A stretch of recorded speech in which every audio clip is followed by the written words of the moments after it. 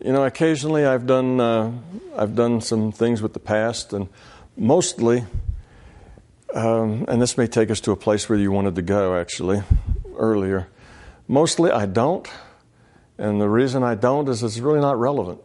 What's relevant is interactions here now. What's relevant is my growth and my interaction and what I'm about. What happened in the past and exactly who said what and who did what to who and how things went, it just really doesn't matter. What's going to happen in the future and who's going to do what to who, it really doesn't matter. There's no point. You've got everything you need to learn right here. The rest of that is just ego wanting to know because it wants to know. It's like, well, I'd really like to know what they said, in that meeting or what really went on in this. Well, why? Why do you want to know that? What are you going to do with that? How is that information going to help you grow, be a better person? Well, it isn't. It's your ego. You just want to know. You're nosy. You'd like to know. It's has to do with your intellect. It doesn't have to do with what's inside. So there's just really no point. So yes, you can go to those places, but why bother? It's not really important. One excursion I did do because somebody asked me. Somebody wrote something to me and wanted to know,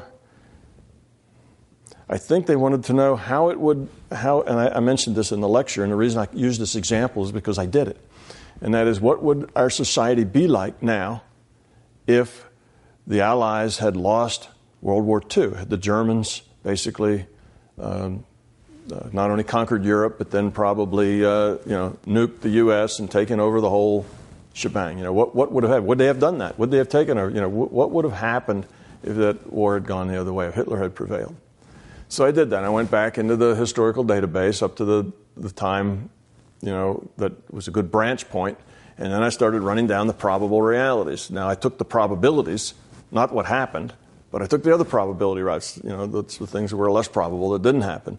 But you could follow down, once you start down that path, then there's other states that are connected to those states. So you go to here, now there's only possibilities here. So once you start on that alternative path, then you can start following the highest probability that's on that path. Okay, so we didn't take that probability because it wasn't the highest. It went this way. But now we're going that way. And then we can follow what's most likely to have happened that way. And I followed that for a while, and it was kind of interesting.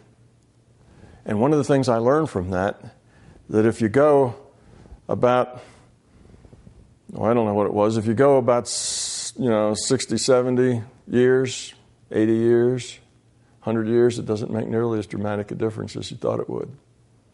Again, it's the system balances out. Things tend to balance themselves out. It settles.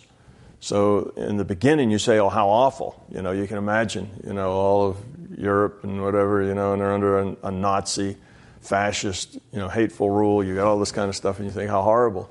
And it is, of course. But that's in the short term. When you start seeing where it all goes 100 years later, things change. The system tends to right itself. Things balance. People get tired of that sort of thing. Things change.